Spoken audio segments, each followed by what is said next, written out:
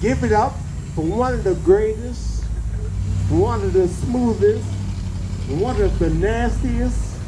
He got him a beer in his name, Dave Borowski. That probably ain't the right way to say it, but Dave Borowski. I said it right. Hell yeah. Boom! Give it up for the Poet Butcher, guys. Oh, shit. Hell yeah. Guys, I hope you liked that new Robert Patterson vehicle, the Emo Batman. Because you're going to be stuck with the Emo Joker for the next fucking 10 minutes, so get ready. Also, my jokes are like, they require you to like listen and think. So shut the fuck up and listen. Cut myself shaving for the release.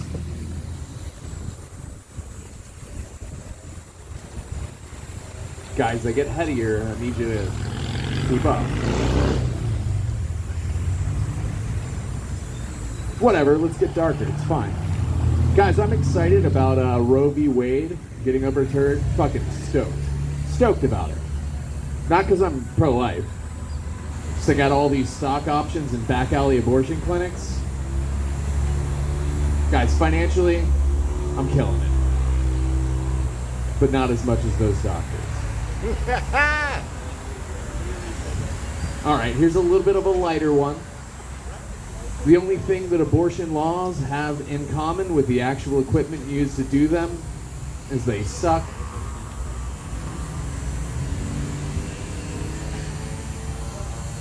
You guys are really not liking the smart jokes, huh? All right. Cool, here's a dumb one. So, my sister told me that I'm fat phobic. So I said, I'm not scared of you. I just don't find you attractive anymore. Yeah, that's a joke where I used to fuck my sister. But I've done some growing. And so is she.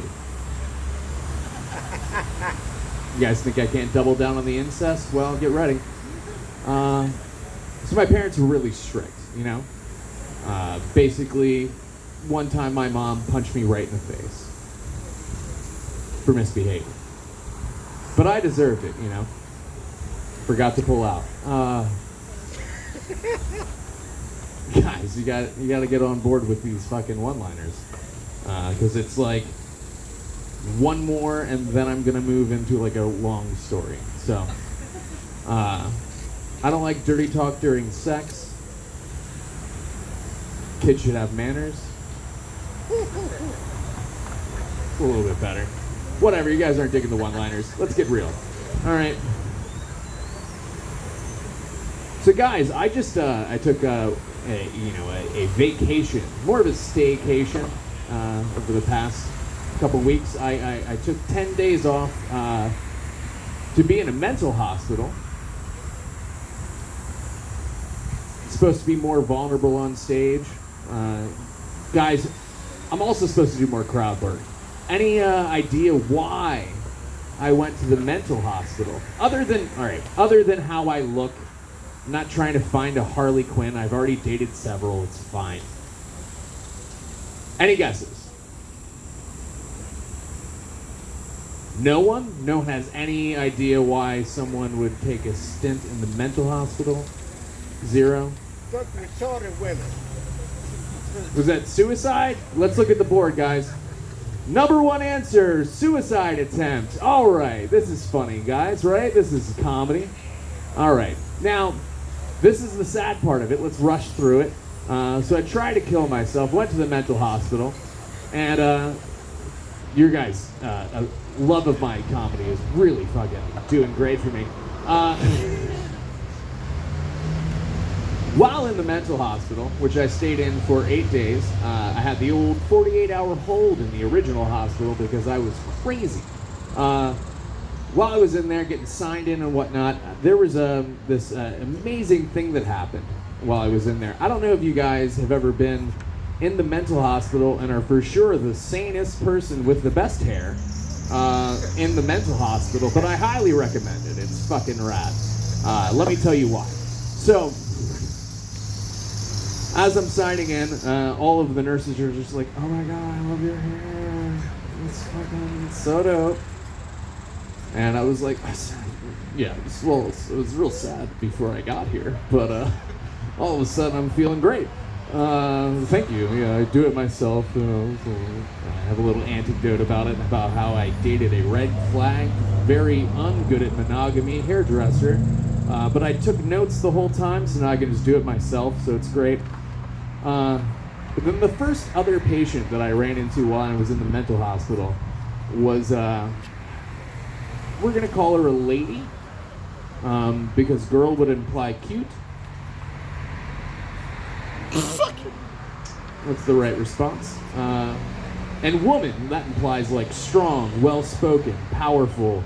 Now, physically, this lady looked very strong and powerful, but not very well-spoken. Actually, she mostly spoken like rhymes and weird shit. I like walk up to the desk because my roommate, guys. This is not prison. This is a place of healing. So I also left my room, not cell, because you can't fucking do that in prison. How do I know? Because I've been there. Pay attention to my comedy career, I'll talk about it. But yeah, you can't just walk out of your cell room and go up to the the nurse's station and be like, or the guard station if you're in prison, and be like, "Hey, can I like read a Terry Pratchett novel and like have a granola bar?" They don't fucking let you do that shit in jail. It's not how that goes. But in the mental hospital, they're like, "Yeah, totally. Would you like to read Nation? And here is is chocolate chip okay? Do you have any dietary restrictions?" The nurses in the mental hospital are the real hero of this story. They're not just because they were all like, "This guy's totally not crazy. He's got green hair. And it's very good." So yeah, I'm up there. I'm getting my book and my granola bar, and then this lazy-eyed lady, this crazy bitch, just grabs my face out of nowhere, and she says, "David," and I'm like, "How the fuck does she know my name? I've been here 2 hours. Like, what the fuck is going on here?" And she looks me deep in the eyes, holding both the sides of my head, and is like, starts touching my forehead, and is like, "How did you get those scars?" I caught it. And the emo Joker thing just came back. Great. And she was referring to these scars on my forehead, not Heath Ledger. I don't have a Chelsea grin. And it's weird. So I just tell her the actual real thing of how I got those scars. I just say, "Hey, yeah, no, that's when my ex-wife hit me in the face with an axe." The sanest thing that this lady ever said was, she was like, "What the fuck?" And I was like, yeah. I do that old, like, tried and true bit. "Well, I know how to pick them, you know. Oh, fucking great." And then she grabs my face again and says, "Do you see the jigsaw? I'm plotting our downfall." Two things happened in my mind when that happened. The first thing was I was like, "Oh, Dave, you're just sad. This is what a real crazy person fucking looks and talks like. Holy shit. What are you doing here? You just need therapy. God damn it." The second thing that happened is I was like, "I'm fucking for sure doing this on stage for comedy. This is goddamn hilarious. Holy shit." Another 7 days happened in there. I'm just going to tell you about Jiu-Jitsu Bro, which was the second person that I met in the mental hospital. That was day 2. Again, follow my career, you'll get the whole story. But Jiu-Jitsu Bro is like a guy who, he's got a black belt in Jiu-Jitsu and karate and Muay Thai, but he's still fat somehow. You know what I mean?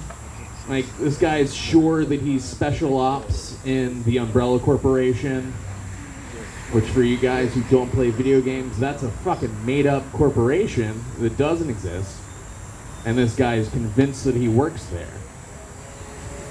Now, a lot of the time that I was in the mental hospital for the first 2 days, Jigsaw and Jiu-Jitsu Bro they're crazy. We're just bouncing off of each other. They were hyping each other up, doing wild shit.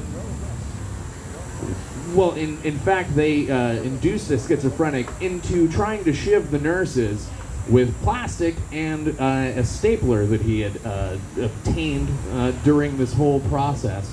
The whole time you could just hear Jiu-Jitsu Bro and Jigsaw being like, "Get up, motherfucker! Stab those bitches!" But they were very smart. They sent a mob of only women nurses to stop this man who kind of looked like a Tom Segura if he'd went to jail and was scary. Like, no shit. Like, teardrop tattoos and all. However, they were smarter than I thought. They got the hottest, blondest white nurse with very form-fitting scrubs to talk him down, and you know what? It fucking worked. Why would it not work? I guess it's simpler to calm down a man than I thought. All right, guys, I'm gonna leave you on this last joke. So, the trans community used to be different. There you go. Guys, I'm Dave. Thank you so much for this. I'm going to bring up your next comic. Very funny, very powerful. Izzy!